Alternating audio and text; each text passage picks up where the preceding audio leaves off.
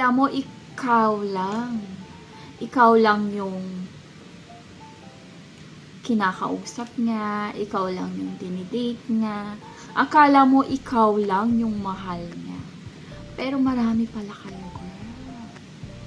So, anong gagawin mo kapag nalaman mo na marami pala kayo? Ang question ko sa'yo is, siya ba yung nagbabayad ng mga bayarin mo? Ano bang meron siya? Siya ba yung dahil para lang masabi na may lalaki ka? Ano ba siya sa'yo? Ano ba yung needs mo sa kanya? Kasi hindi kayo magkasama 24 hours. 'Di ba? Anong meron sa kanya? So, kung nalaman mo, girl, na okay, marami pala kayo, anong dapat mong gawin? Ano, love mo na ba siya? Bakit? Bakit na siya love? Anong meron sa kanya? So, kailangan isipin mo, girl. Kung marami kayo, so, magtsatsaga ka ba sa kanya? Kasi, it means, hindi ka special. Lalo na kung wala naman siyang binibigay sa'yo. O baka naman para usan ka lang niya. 'Di ba? So, isipin mo, girl, so kung siya yung nagbabayad ng bill sa'yo, siya lahat ng gumagastos sa'yo, tapos hindi mo alam na marami kayo. So, saan ka ba? Ano bang gusto mo sa life? So, yun yung question ko sa'yo.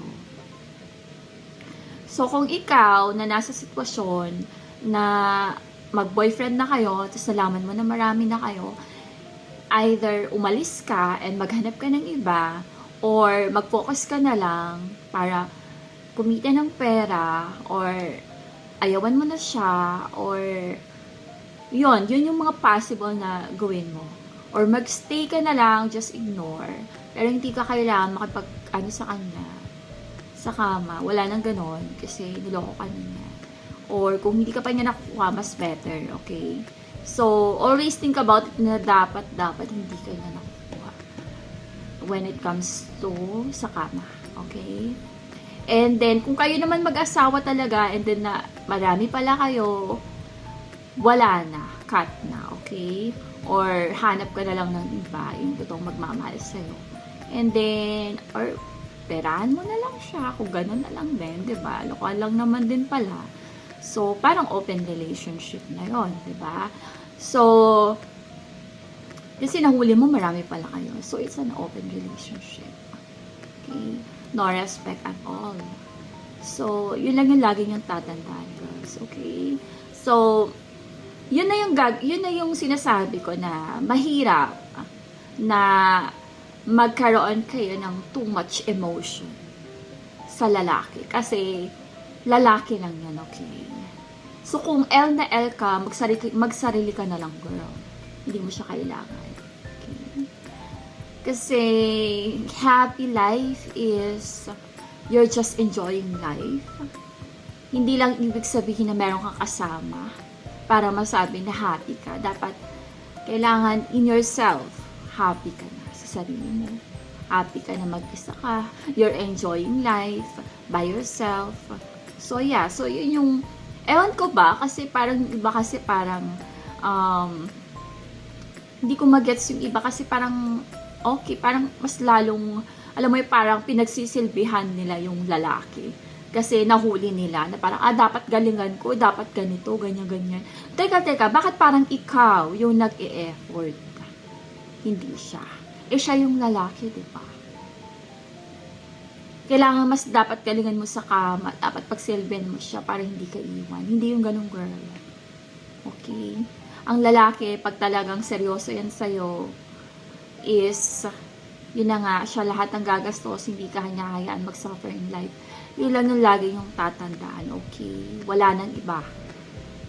So, kung meron man siyang ibang mga babae, or basta hindi ka nagpapagalaw, and then binibigay niya sa'yo, tinutulungan ka in life, okay na yon.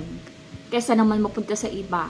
'Di ba? Kasi, wala ka ng choice. I mean, di ko naman sinasabing wala kang choice. I mean, sayang opportunity. Okay? Grab the opportunity. So, marami naman pala kayo. Pero, ang maganda doon, hindi ka nakikipag-ganon. 'Di ba? Kasi, ibig sabihin nun, pokpok kapag ganon, nagpapaganon ka, 'di ba? Tapos marami kayo. So, wag ganon, girl, okay? So, make sure mo na anuin mo lang siya, tanggapin mo lang, kasi sayang naman, 'di ba? At least nakakatulong sa'yo, tinutulungan ka para sa life, hindi ka maghirap, 'di ba? Natutulungan ka, kahit papano is may concern siya sa'yo. And then after that, kung okay ka na, ayaw mo na, let him go. Basta ang importante, wala sa kama, okay? So, ayun lang, girl. So, think about that, na alam mo na marami kayo, basta kung meron kang nakukuha sa kanya, okay lang. And nire-respeto ka niya as a human being, as a babae, okay? Yun lang yung tatandaan mo. So, mamili ka dun, girl, okay? Hindi mo siya pinagsisilbihan, presence mo lang, time mo lang, napakain ka nga, nililibre ka nga, ginagastusan ka nga. So, okay ka na doon. And then after that, kung ayaw mo na, exit ka na, go. So, hanap ka na lang ng iba. It's up to you, girl, okay? So, ayun, just always kailangan natin mag-enjoy sa life. Okay?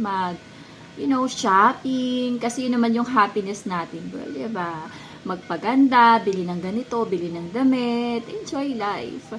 And save money para lang sa mga health or something happen, emergency. So, yung mga ganon, or iwanan ka nila, palitan ka nila, yung mga ganon. And then, always think about na pag ayaw niya na sa'yo, stop. Okay? Just find another. Maraming lalaki dyan, hindi ka mauubusan.